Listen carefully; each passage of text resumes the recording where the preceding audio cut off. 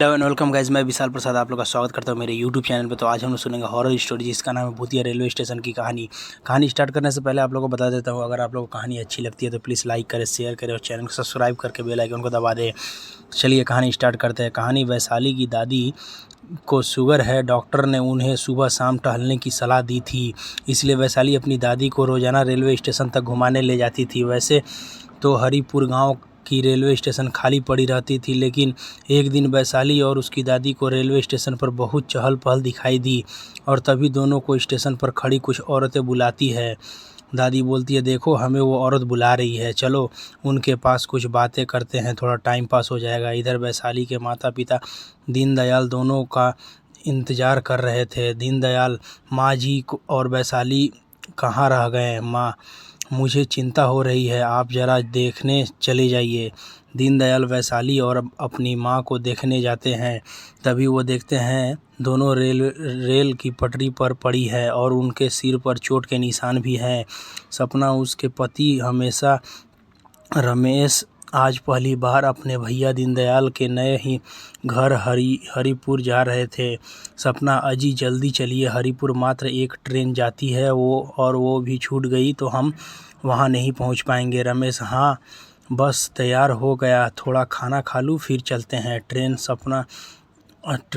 सपना और रमेश को रात के 11 बजे हरिपुर स्टेशन पर उतार कर चली जाती है। तभी एक अजीब सा बूढ़ा आदमी जिसका शक्ल डरावना सा था, वह चाय लिए उसके पास आता है और चाय के लिए पूछता है। सपना चाय के लिए मना कर देती है और दोनों कुछ और आगे बढ़ जाते हैं। अब एक औरत उनके पास आती है और औरत के चेहरे पर घाव के निशान होते हैं और पैर उल्टी थी। उसे देखते ही सपना और रमेश तेज़ी से दौड़ते हुए भागने लगते हैं। सपना और रमेश स्टेशन के बाहर निकल जाते हैं। सपना का भाई दीनदयाल वहां पर दोनों का इंतज़ार कर रहे हैं। दीनदयाल दोनों को लेकर घर आता है। तभी सपना और रमेश देखते हैं दीनदयाल की बेटी और माँ खटिया पर पड़े हुए हैं। उनके शरीर पर और सर पर कई जगह पट्टी लगी हुई है। दीनदयाल, क्या बताऊं बहन, जब से इस गांव में आए हैं तब से हमारे घर कुछ भी अच्छा नहीं हो रहा है। सोचा था कि हमारे दादा परदादा यहाँ रहे हैं तो हमें भी शहर से वापस आकर यहाँ रहना चाहिए। एक सप्ताह पहले ये दोनों टहलने स्टेशन तक गई थी। मैंने देखा कि वो दोनों पटरियों पर पड़ी हुई है। मैं अगर थोड़ी देर बाद पहुँचता तो उनका सारा खून बह जाता। जैसा लग रहा है जैसे कुछ लोगों ने इन्हें उठाकर फेंका है। मुझे तो समझ नहीं आ रहा है कि भला कौन हमारा दुश्मन हो सकता है। सपना, हमारे साथ भी उस स्टेशन पर कुछ अजीब घटनाएं हुई। जो भी मिला वो अंग्रेज़ साहब कह रहा था। रमेश, क्यों ना हम गांव के किसी भी बुजुर्ग के पास जाकर उस स्टेशन के बारे में पूछताछ करें। रमेश, सपना और दीनदयाल तीनों गांव के सबसे बुजुर्ग व्यक्ति चुन्नीलाल काका के पास जाते हैं। चुन्नीलाल काका, ये घटना इतिहास में दर्ज नहीं है, मेरे जैसे कुछ गिने चुने ही जानते हैं।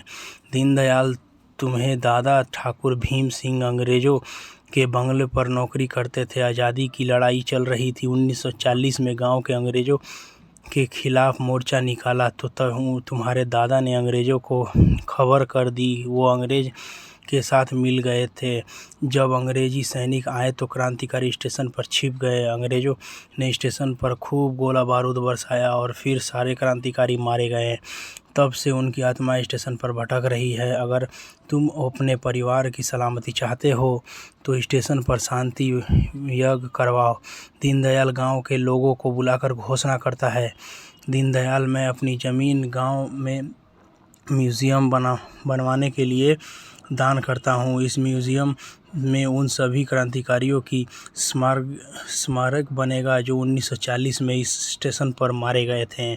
दीनदयाल गांव में म्यूज़ियम बनवाता है और फिर स्टेशन पर शांति यज्ञ करवाता है और फिर उसके बाद से हरिपुर स्टेशन पर डरावनी घटनाएं होना बंद हो जाती है।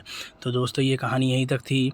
उम्मीद करता हूँ आप लोगों को कहानी अच्छी लगी है। अगर कहानी अच्छी लगी तो प्लीज़ लाइक करें, शेयर करें और चैनल को सब्सक्राइब करके बेल आइकन को दबा दें। तो मैं विशाल प्रसाद आप लोग से विदा लेता हूँ। मिलूंगा एक और नई कहानी में। तब तक के लिए खुश रहे, मस्त रहे, अपना ख्याल रखें, अपना परिवार का ख्याल रखें। जय हिंद, वंदे मातरम।